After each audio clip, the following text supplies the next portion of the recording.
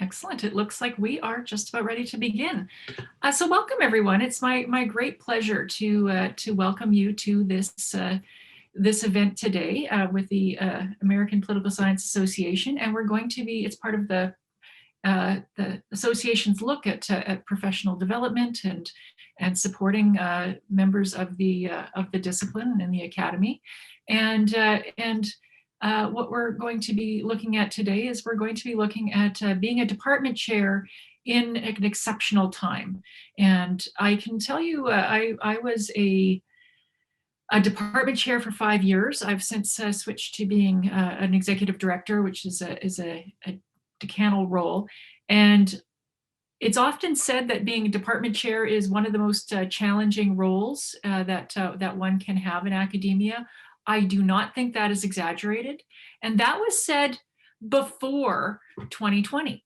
And so now it seems like being a department chair is something that perhaps is elevated to a level that we have to really pay attention to and think about, well, what does this mean to lead departments during very challenging times? I'm very pleased to let you know that we have an amazing panel today that is going to tell us exactly that, what it is like to lead departments during challenging and uncertain times. I'm going to let you know who our panelists are, and then I'm going to be turning things over to them very quickly. So in terms of our panelists, we have Robin Turner, who is joining us here from Butler University. She's an associate professor of political science, and Butler University is a private undergraduate-focused university in Indianapolis, Indiana. Pardon me. So she chairs the political science department, directs the Peace and Conflict Studies program, and coordinates the African Studies minor. So that is a lot of hats that Robin wears. Her department has 6 full-time faculty at present. Cammy Shay is joining us from Houston, and so she serves as the Houston Community College Faculty Division Chair of Government. She has a department made up of 80 full and part-time faculty members spread across the Houston metro area. She serves on the American Political Science Association's Educate Advisory Board, and she was a member of the American Political Science Association's President's Task Force on New Partnerships. And she got her PhD from Rice University. We have Thad Kousser, who studies American state and national politics, voting reforms, direct democracy, and how politicians use social media. And he has been a visiting professor at Stanford University. He has served as co-editor of a number of journals, including Legislative Studies Quarterly and State Politics and Policy Quarterly. And he has an extensive experience working in commenting in media. And so thank you very much for joining us here today, Thad. And then Smita is the chair of political science at DePauw University, which is a private liberal arts college in Greencastle, Indiana, or IN. Actually, here's a Canadian not knowing her initials for states. I apologize. Her department has 6 full-time faculty members, and she is a political theorist by training, and she teaches courses in modern, contemporary, and comparative political theory. And she is currently working on a book project that studies the politics of honor in contemporary political life, which seems like a very important topic to be looking at these days, Cammy. And just before I get us started, I will note that we are working today under the APSA Respect campaign practices.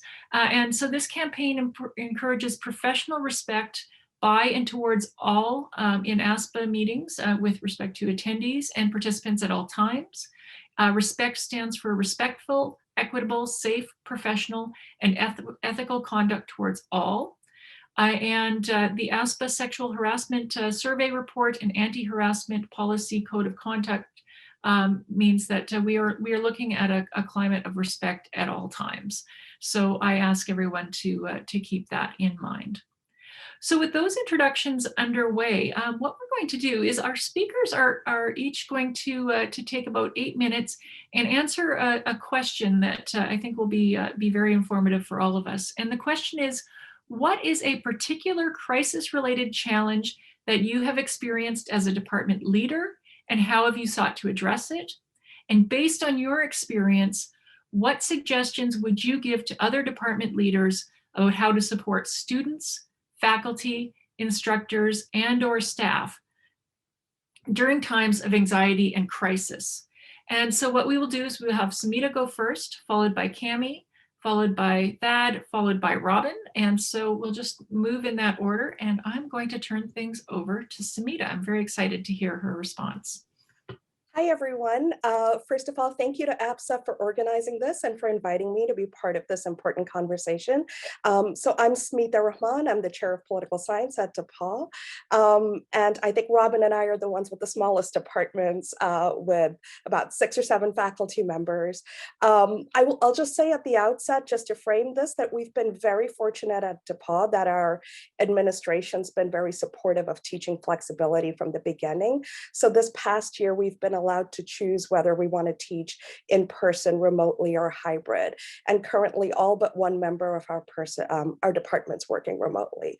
I'm sure we've all faced common challenges that we can talk about during the Q&A, things like doing the schedule of classes over multiple times, writing COVID safety playbooks and protocols, and thinking about how best to support faculty, students, and staff during this time. I want to focus on a particular challenge I faced, which was somewhat unusual, which was hiring and mentoring a new faculty member during a pandemic. So in our case, when our university abruptly switched to remote operations on, I think it was March 13th of 2020, we had just like maybe 10 days, 2 weeks prior to that switch received authorization to hire a teaching focused postdoctoral fellow in our department. So the ad had just gone live on APSA, and Interfolio was just beginning to fill up with these applications.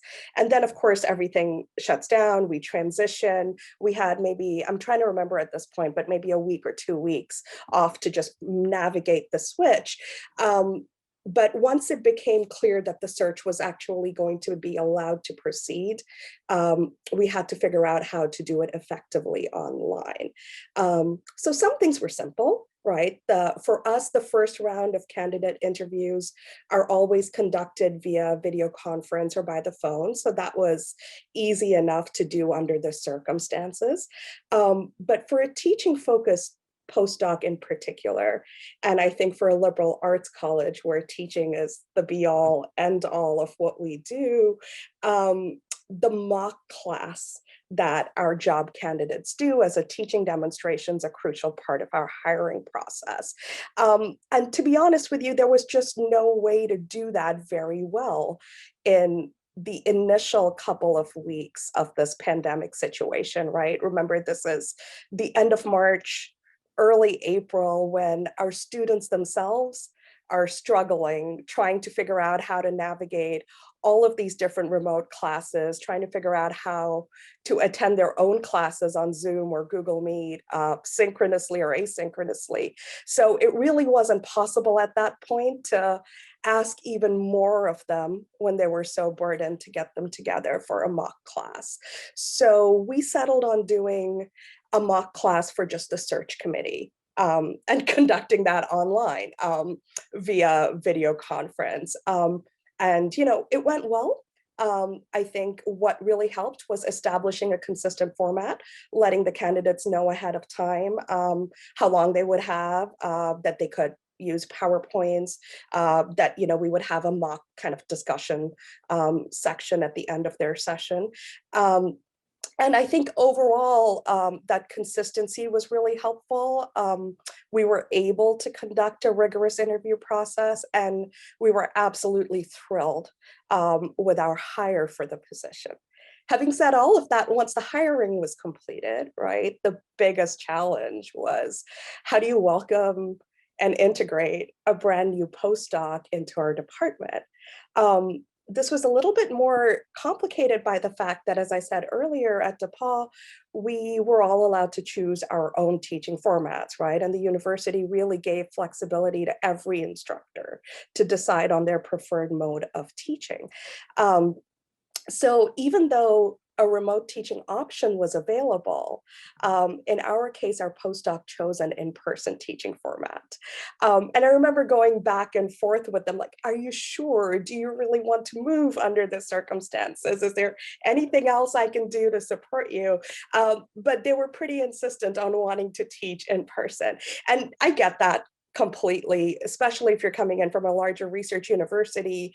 Part of the appeal of teaching at a place like DePauw is the small class size and the student-faculty relationship.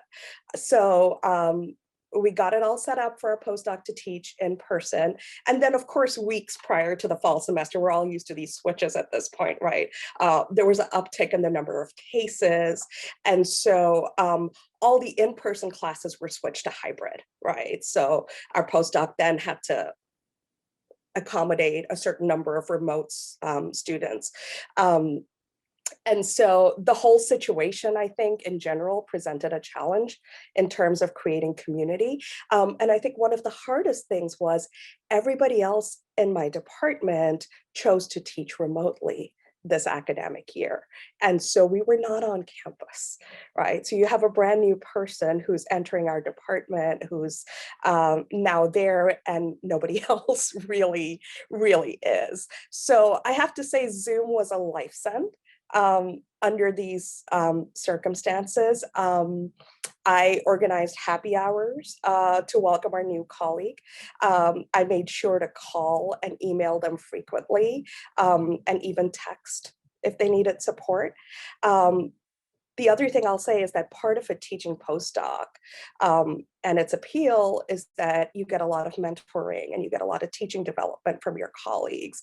And now, of course, all of our coffee and water cooler opportunities are gone, right? So one of the things we did is we did a lot of emails and also smaller group calls to give feedback on syllabi at the start of the semester. Another colleague and I had to do teaching observations in the fall semester of our new colleagues' classes. And again, this is a challenge because we could not be there in person in the room for an in-person class. So I think different people have navigated this in different ways. In our case, our postdoc was able to record the in-person class for us to view. And then we joined their Zoom session with their remote students, and then also viewed their PowerPoint lectures ahead of time. Again, not ideal, but I have to say I was surprised by how well it did work, because a lot of things did translate, right? You could get a sense of someone's teaching style. You could provide feedback on how to effectively conduct class discussion. I even enjoyed sitting in on somebody else's Zoom breakout room, right? Because you did actually get, you're kind of, in some ways it works better than being the person sitting in the back of the room when the students try to pretend you're not there. You could just kind of turn your camera off and they forget you're there. So you were actually able to observe the group discussion dynamic, I thought, quite well, and see how they were functioning in small conversations. So overall, just to wrap up here, I think things went about as well as they could have. And I think what helped the most, and I'm sure this is something we'll all come back to, the thing that helped the most was communication. I think just regular, frequent, and consistent communication. I think it was important for the department to spend some time together socially online, to be able to welcome our new colleague, and then to have sort of smaller, more focused group conversations, group calls, group texts to mentor them and to help them navigate the challenges of starting a new faculty position in the middle of a pandemic. So I'll stop there and I'll be happy to take questions at the end of the panel. Wonderful. Thank you so much, Smita. And we're going to move to Cammy, but just for everyone, the attendees, if you have questions, feel free to type them into the Q&A as things proceed. So Cammy, we're looking forward to hearing from you next. Thank you. And I'm happy to be here, and I thank APSA for the invitation as well. Smita, we also had a hire during the pandemic, so I do understand some of the challenges, but as it turned out, a colleague who had left several years ago was in the pool, and she ended up rising to the top and is now back on board. So I didn't have the mentoring challenges in the same way that you faced. So congratulations on all the work that you did. I'd like to talk a bit about the kinds of challenges that we have in very large departments. As many of you know, though, right now, Houston is again going through another disruption with this winter storm named Uri. The college is actually closed this week. So in combination with President's Day, this is a full week off for faculty and students, even though almost everything is remote, at least in academics. Everything but lab sciences is remote now. We've got a resilient pedagogy that we've been building since last March to help us through times like this.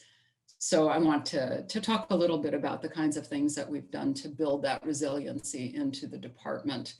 I do have some confidence that everyone will make it to May after this current storm and will be in good shape.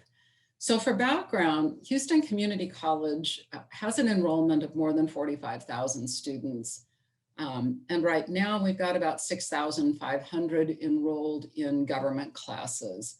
The state of Texas does require undergraduate students to complete both an American government survey course and a Texas government survey course.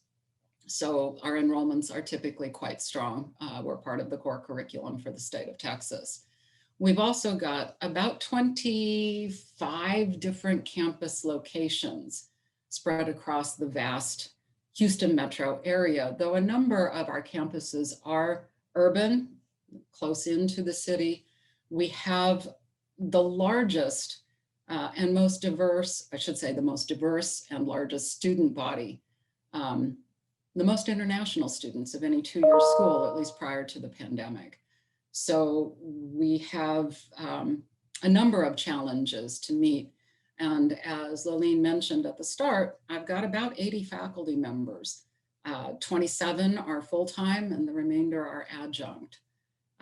So we do have challenges in terms of preparing for crises. What we found, though, last spring, that March that none of us will ever forget, was that we met the challenge really with the power of relationships.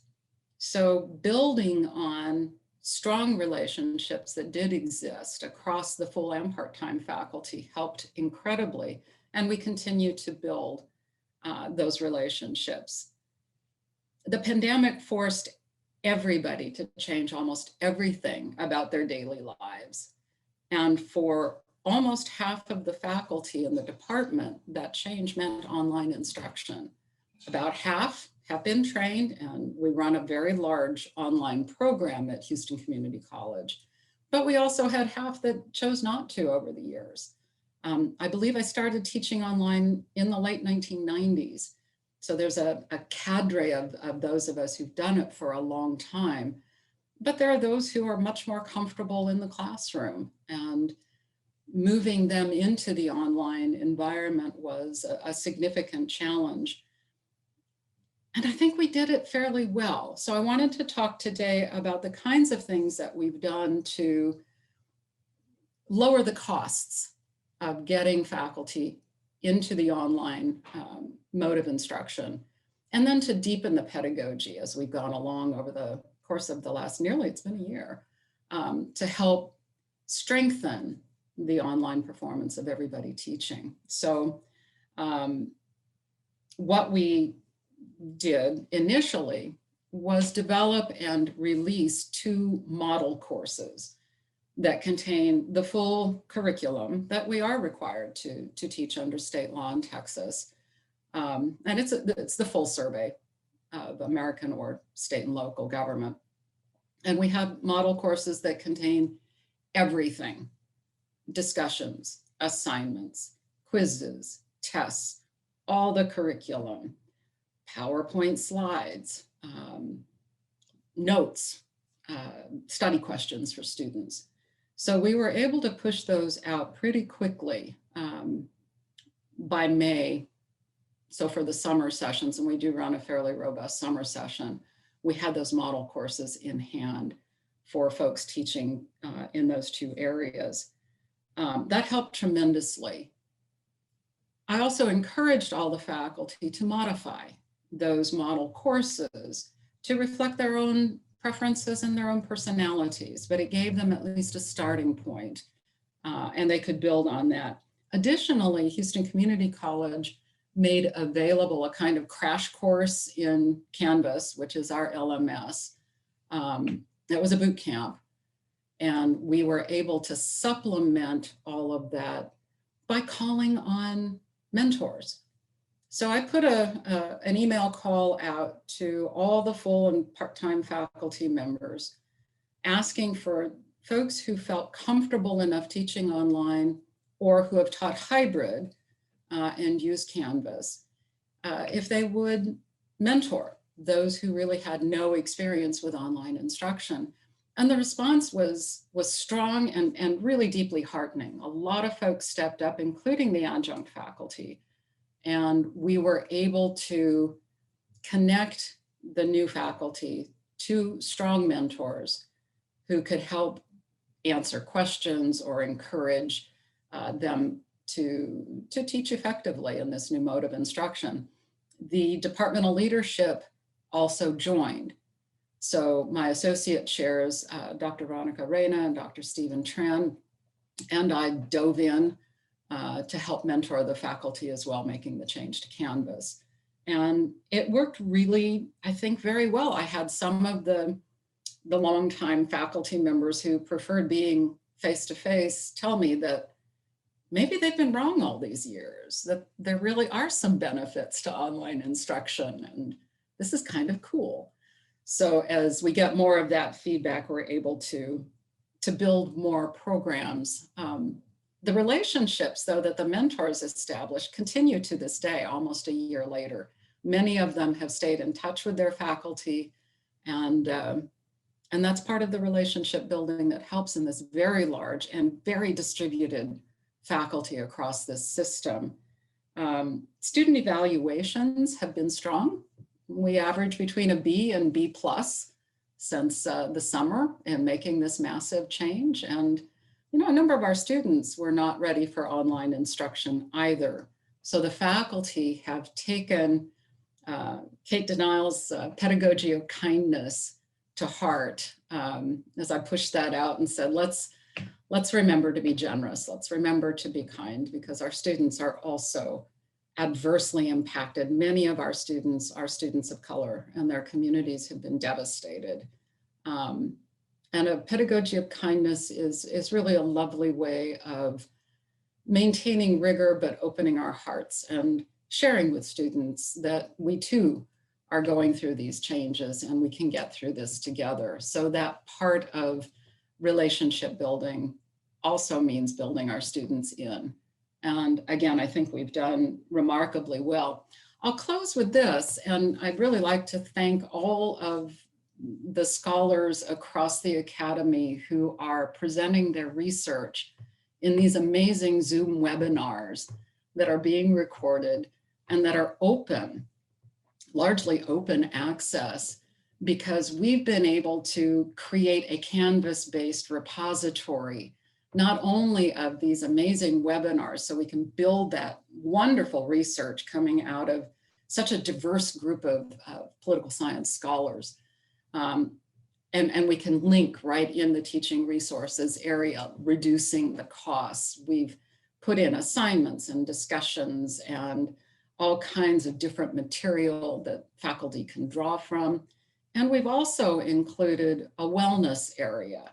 so that faculty can access resources that can help them as not just in their professional lives, but personally, because we all, I think, feel the weight, not only of the pandemic, but of the election, the post-election turmoil, the insurrection, the movement for Black Lives and BLM, and this beautiful, crazy, historic moment full of challenges needs to be taught. And it needs to be taught well. So getting these resources to the faculty, I think, has helped tremendously in our coping with the challenges that we face and will continue to face, I think, now for the rest of the semester as we recover from Storm Uri. So I'll leave it at that. Wonderful. Thank you so much, Cammy. Thad, we'll turn it over to you. All right.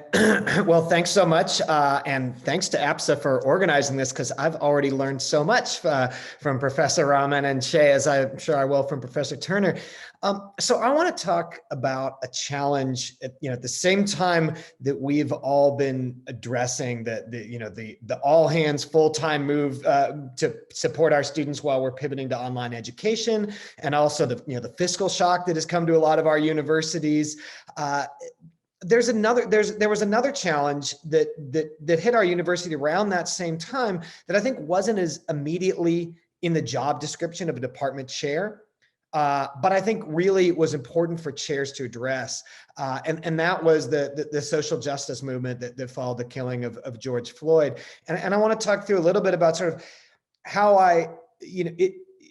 I think it took a while for me to, in some ways, to realize, and there's certainly, I made some mistakes or stumbled into some successes, but here were the lessons that I took out of really what a department needs to do to support students. And our students, we have about 1,200 majors, about 30% of whom are from groups traditionally underrepresented in academia. Slightly larger number of that, receive Pell Grants. So we have students who were really directly feeling this crisis. And I think they needed to hear from and be supported by their department in a way that, when I was going to college, I didn't necessarily think of this as the university's role or as the chair's role, right, to take a clear position.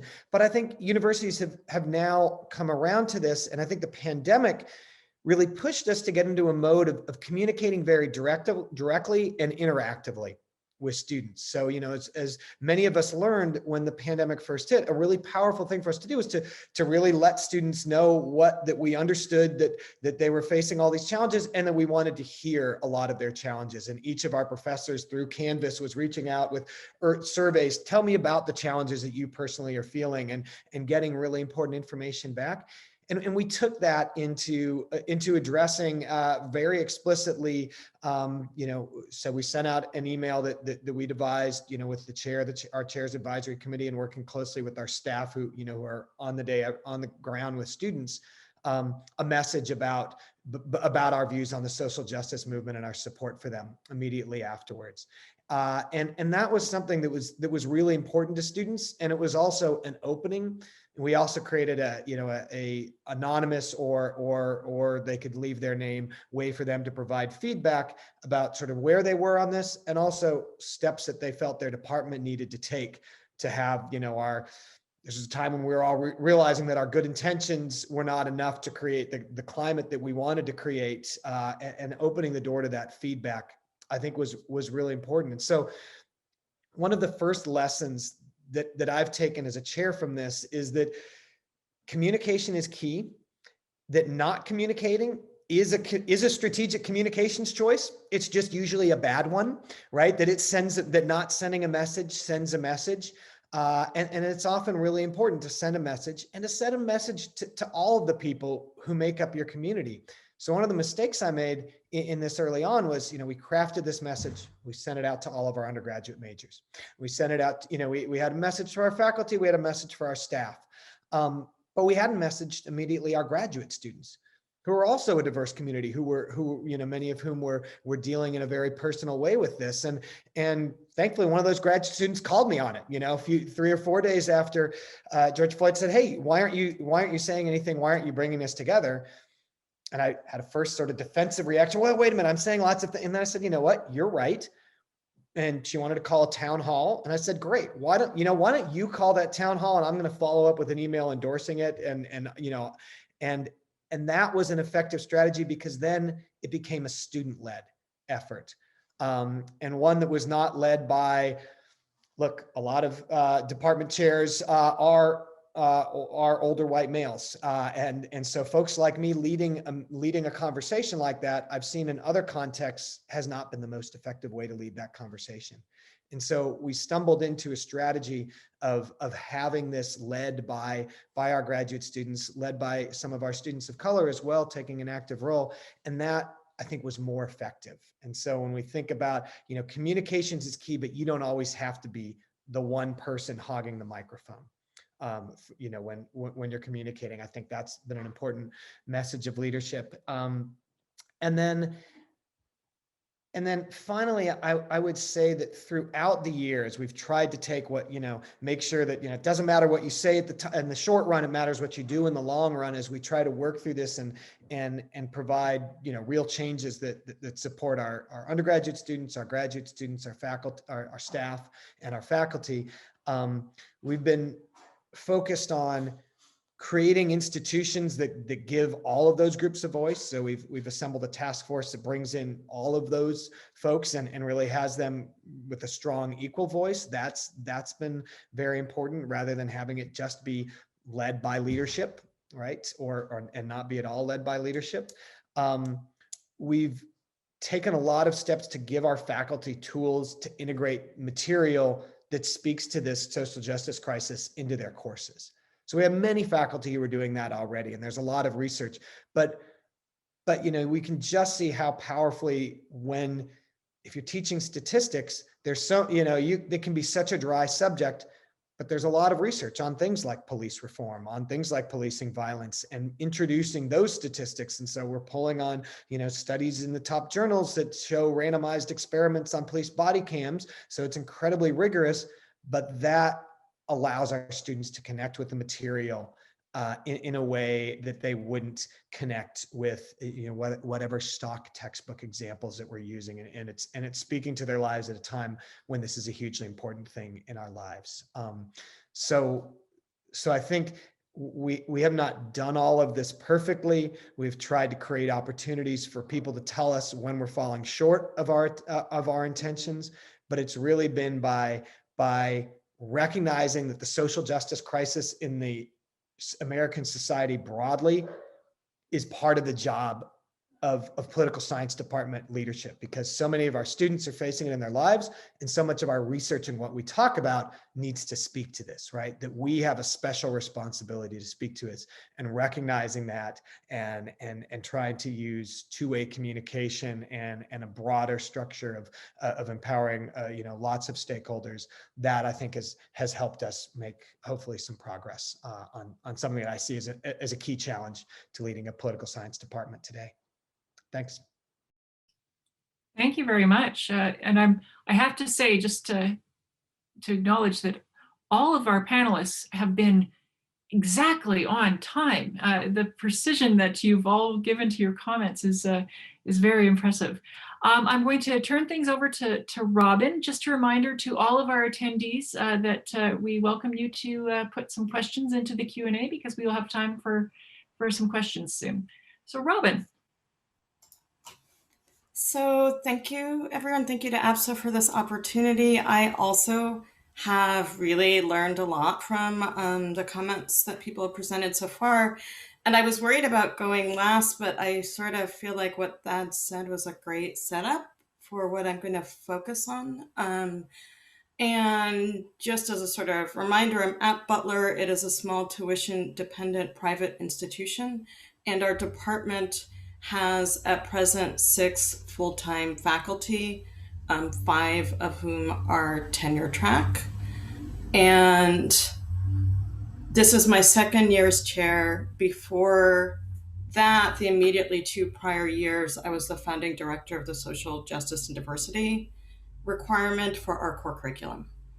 And so I sort of mention this as framing and thinking about what Thad was saying, in terms of not only thinking about the pandemic, but about thinking about social justice, about thinking about anti-Black violence, Black Lives Matter, etc.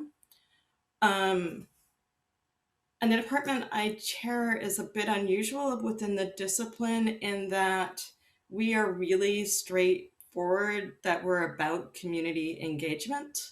Just checked our website. One of the first sentences is, as a political science major, you will learn how to affect positive social change as an active and responsible citizen of your community, country, and world. It goes on to say things about transformation. But when I'm saying this and saying our department is unusual, said we have 6 full-time faculty. 4 of these are people of color. 3 are women of color. 4 of our faculty are women. We have 1 white male faculty person. And so when we think about this situation, and the context in which I'm chairing, it is not only thinking about our students and the ways in which our students are impacted by this, but all of this is landing really directly on our faculty and on our staff as well. Of course, we know about the pandemic and about these issues, that gendered caregiving plays a huge role, right? Particularly if you have school-aged children. We have faculty who have school-aged children. Everyone who's full-time faculty has elderly parents and relatives with multiple vulnerabilities. Only 2 of our full-time faculty are from the region, from within 5 hours. 3 of our faculty have close relatives or parents abroad. And 1 of our faculty members had COVID early in the pandemic. And so I think our faculty, I think our department has done a great job, but we're also sort of, these things are all layered together in our experience of it. And so when I'm thinking about a challenge, it's both this crisis, but the enduring challenge of the race and gender differential recognition of faculty teaching, scholarship, and service that long predated it. And this also has surfaced in terms of administrative roles in our institution. So as department chairs and program directors became increasingly female, the sort of remuneration for this work decreased, right? And I do want to note that, I identify as a Black woman. I'm generally perceived as one. And so this creates a challenge in that this is a task, right, that I willingly took on. But when we think about the ways in which labor is expected from people, the ways that were understood and what Zora Neale Hurston talked about as being the mules of the world does show up. And so that can mean that labor can be expected and demanded, but not recognized or appreciated. And when people set boundaries, those can be met with a lot of hostility and anger, right? Now, I do want to come back to thinking about this also and thinking about what Thad was just talking about, and that I think every member of my department, in addition to working with the students in our classes and integrating these dual crises into our syllabi and our teaching, are working closely either in the community beyond campus or closely with students that have been trying to participate and, step up to and name these crises and respond to them. So part of my work as chair has been sort of amplifying what students are doing, what others are doing that is a response to this, instead of trying to craft a separate departmental response. And when I think about differential labor and just labor in general, the timing with the pandemic, a hiring freeze was put in place. Just a month prior, one of our faculty members had announced that she was going to retire at the end of the semester. So that has meant that this academic year we've been understaffed. And then tenured faculty were asked to teach an extra class because of the hiring freeze. So the 2 faculty people that had scheduled their extra class for fall, because spring you got relief from it, now I have to deal with the sort of lasting adverse impact of this on their scholarship and on their motivation. I want to say a little bit about strategies. One thing is really just sort of recognizing the hard work that people are doing, the situation that they are in, sharing praise whenever it comes, of what people are up to, of what they're doing, making sure that others share and know about it, reiterating and returning to the sort of values and commitments that we had developed as a department, advocating for our faculty, both our department, but more generally around these issues whenever we can, being transparent, but also sort of doing check-ins every once in a while, and always as part of our meetings when we have agendas about other stuff. And we've done some real shared strategies around teaching almost entirely online. Like basically everyone in our department, except for 2 people, were fully remote in fall. Everyone went remote for spring. And so we're doing all of our work through the Zoom lens. I think there's anything else I want to say. I think a lot of things have been set up for conversation, so I think I should stop here. So, yeah, thank you. Right. Thank you, Robin, and thank you to everyone on the panel. I've got some questions to share with you, but I just want to say one thing that came across as a commonality from all of your comments is that all of you seem to have taken to heart the importance of the department chair in sort of setting the tone for the department as a whole, and leading in a way that brings people along and that shows a lot of compassion. So I can only imagine that your faculty and instructors and students are all very, very grateful for the efforts that you've made. So I will start with the first question I see here, and that is, who supports the chair in a time of crisis? Do the participants feel they've had a good support themselves, institutionally or otherwise? Do they have any tips for how to build that support for themselves if it is not there? So you've all been very focused on what you were giving. What were you getting? What made it possible for you to go through and see through? Does anyone want to volunteer to answer first? Oh, Smita raised her hand. Hi, I'll jump in on this, and just to kind of follow up on and reiterate some of what Robin said. I think the labor differential is a very real thing, and the burden of caregiving, and just how exhausting that is on the chair, and absolutely very attuned to the gender and racial dimensions of this as well. I will say that at DePauw, our Dean of Faculty has been really great about reaching out and consistently making time to connect with chairs and also with other faculty, and kind of creating that space. And we've had a lot of conversations and kind of about those issues, and that's helped a lot. But I also just kind of wanted to pick up on something Robin said, because the work we do is exhausting, right? And we've all had to deal with personnel crises in our department. Also have a very diverse department, a very female department. All of those challenges get replicated. Had a colleague with family abroad where a family member got sick and who abruptly had to go on leave in the spring. And so then of course there's a scramble to manage those classes, which ones to cancel, reassign, all of that. And I think the one thing I would say is I'm grateful for the institutional support, and I live for those occasional emails that come in and say, thank you for your work, right? Because a lot of times I think being the chair, it kind of feels like this thankless, I'm constantly solving problems, trying to take care of others, and you live for those. But I think setting boundaries was really, really important for me early on. Making sure that, at some point I took my work email off my phone, and I made sure to absolutely cling to 8 a.m. to 6 p.m. not on weekends unless there was an emergency developing.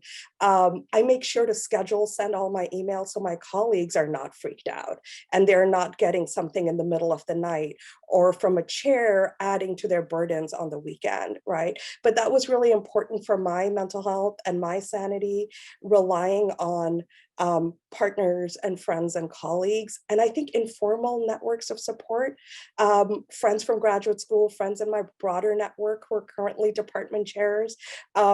We tend to talk on Zoom once every couple of months, so we feel a little less alone. But it's hard. I think I'll stop there. Well, thank you very much. Robin, I see your hand is up. Yeah, so I would add to the sort of informal networks of support, and I have felt really supported from the beginning, both by other current chairs that are women, but also past chairs. So when Smita was talking about taking the email off the phone, a long-serving chair really strongly suggested I do that before I became chair, and the conversations amongst other people with other chairs, I think, have been real helpful because we're sort of similarly situated in many ways. Great, thank you. Cammy? I wanted to add, though there has been strong institutional support from the Vice Chancellor of Instruction on down, and that's been really good. Houston Community College has a kind of institutionalized, but not, it's ad hoc-ish, but a chair caucus and chairs from across the system. So that includes our workforce, as well as our academic departments. It's been a lifesaver. We meet somewhat regularly, like every month, but there are times over the course of the last year we've met more frequently. And they're just a good, solid group of people to work with. In addition, the social and behavioral science faculty, and there's 6 of us, have created our own text message group, our own Zoom group, so that we can share among one another. And the relationship across these chairs has been the most beautiful thing, because the kindness, the really loving support that's been offered has just buoyed me tremendously. So I think we have all found ways in which we can keep ourselves strong and sane through these challenges that continue with us into 2021. Thank you. Thad, what's your experience been like? Who's been supporting you? Thanks. So I think we've, in some ways, one of the strange things about the Zoom world in which we all live is there are a lot of people in the administration now who we know, who I feel like we know better, right? You know, because look, we spent all summer there was a big budget process where we were doing 4 hours of meetings every day, every week all summer. And so like that actually brought a lot of us across the university, and it involved chairs, deans, EVs, and others really close together. Like many of the rest of you, I've tried in fumbling ways to try to find ways to create community. Happy hours that are, sometimes they've been based out of academic events. Mostly we've been trying to be, okay, let's talk about your pet at this happy hour, right? Things that we in the old days didn't ever actually do, or, in some ways, those have been useful, but I'm learning some good strategies about finding ways to wall off my email and the email I send to others, because I think that one of the things that I hear and see all the time, and we have so many faculty who have major caregiving responsibilities, as all of you do, right? And are stretched so thin, running multiple preschool, multiple online Zoom schools at their house for many grades, or addressing elder care issues, is that it's been really hard to get anyone to turn off at any time. Right. And I think that the example that you set as a chair for doing that can be really powerful. So you guys are setting great examples. Excellent. Thank you. Another question from our attendees here. How have specific student populations been struggling, and what have your departments done to support these students? Would anyone like to start us off on that one? Cammy. Yeah, I'm happy to respond to that one. The department itself doesn't have resources to send to students, but the college does. And through lots of messaging, the department has worked to get students connected to the resources. We have again, this very diverse student population, a lot of lower income, first generation college students who didn't have, they were using this when the pandemic hit because they relied on computer technology at the campuses. So when the campuses closed, they were left with their phones, and it's very difficult to do a course via, the Canvas app on the phone. So we've been pushing out laptops. We've been opening up hotspots and Wi-Fi areas. We've been trying to get technology into students' hands. We have my associate chair, and Dr. Reyna, has worked very closely with the United Student Government Association as well. So we're connecting with different student groups as we can and just messaging, reminding students these resources are there. Thank you. Would anyone else like to speak to this? Pat? Yeah, I think that's great. And I think one of the lessons learned for our department is that there are so many needs that I think were harder for people to express and raise their hand about before the pandemic.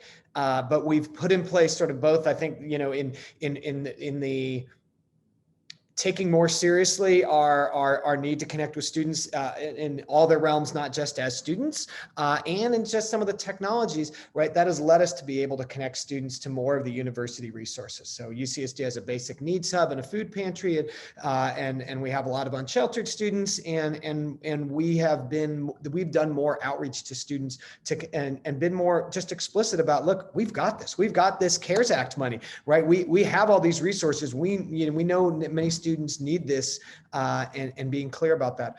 One of the other things that's come through is about midway through this, we were part of a study of several PhD departments that did an anonymous survey of graduate students looking at their mental health. This was done right before the pandemic, so it's likely even worse. But this was not specific to our institution, but we were part of this. Something like about 20% of graduate students had contemplated suicide in the 2 weeks before the study was done. I mean, just truly shocking numbers. And when that survey came out to us, we worked closely sort of as a team to individually email every graduate student, check in, how are you doing? Here are the resources, which wasn't something that we had done before. And it's something that we are going to put into our general practices. I think all of us have realized that everybody is struggling these days, and starting that conversation and being explicit about it is something we want to continue.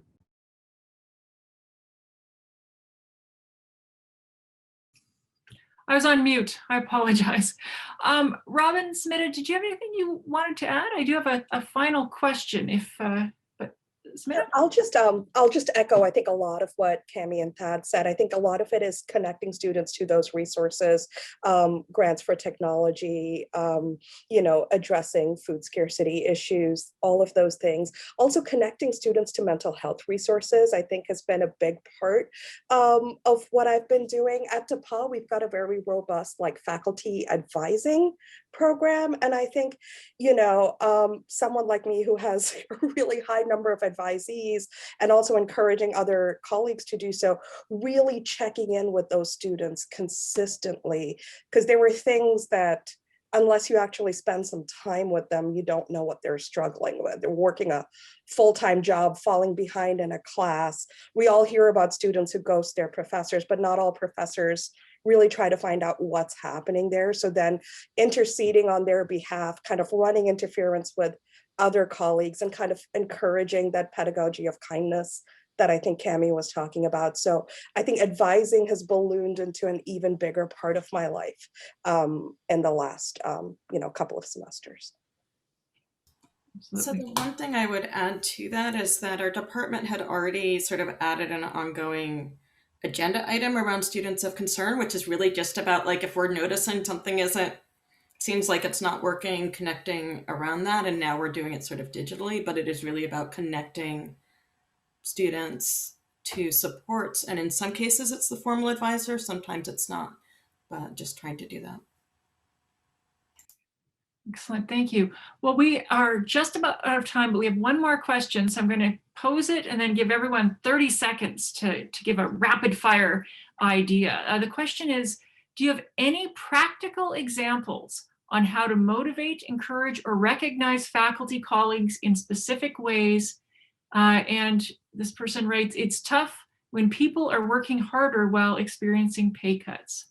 So what are some practical ideas to encourage your faculty colleagues in these tough times? And actually, maybe we'll go in the reverse order of the way we spoke, if that's all right. So that means, Robin, I'm putting you on the spot first. And I already sort of talked about sort of recognizing and naming. And whenever, like if a student tells me something great about someone else, I pass it on. If anytime anyone does something, I want to amplify and lift it up so that the faculty know that I see the work they're doing. I can't get them paid more right now. Exactly. Yeah. Dad? Yeah, I think just exactly on those lines, chairs have this free resource that we don't spend enough, right? Which is that putting people on, highlighting folks on the website, in your email groups, reaching out to them personally to let them know that you recognize that everyone is working harder at this time, and what they are doing individually. That can, it almost seems like it shouldn't, but it has a tremendous effect on how people feel, their connection, and their recognition by the institution. We have to embody that. Thank you. Cammy. Oh, rapid fire. Our Vice Chancellor does meet every month with anybody who wants to attend, any of the faculty who want to attend. And I use that opportunity to kind of showcase the good work of the department. In return, she invited me to make a presentation to the instructional leaders across the whole system at the start of the semester. And that was a great opportunity to amplify the great work that a lot of the faculty have done. It's too easy to look at what's not working or what isn't working as well as we might like in these crisis times. I think it's much more valuable to say, look at all the good things that are happening and to use our opportunities as they come along to do that. Thank you. Smita. So I'll just echo what everyone else has already said. I think it's crucially important in these times and moving forward to recognize the work our faculty do. So everything gets sent out in an email announcement or at meetings, whether it's an article, a podcast, an interview somebody in the department's done. We make use of our department Instagram page a lot for these shout outs. So we had a colleague who won a teaching award in the middle of the pandemic, another one who was recognized for service. So those are all things, social media, I'm not always the biggest fan, but I find that it absolutely helps for things like this. And it allows the students to see the wonderful work the faculty are doing as well. And also for our alumni to stay connected. So. Wonderful, great ideas. Well, we are out of time. So I just wanted to take a few minutes or even less to say thank you very much to our panelists. I think you have all shown a great example of how department chairs can set a tone of support and respect and caring and an appreciation for faculty and for students and really manage these difficult times. And I'm very glad to hear all of you are looking at the different opportunities to make sure that you yourselves are supported as chairs, because that is a very critical thing as well. I'd like to thank APSA for hosting this event, and Tanya and Alicia for making it all work. And finally, I'd like to thank our attendees for joining us today. I really appreciated this conversation, and I hope we can continue these types of talks moving forward. With that, I will say goodbye to everyone, and thanks again. Take care and be safe.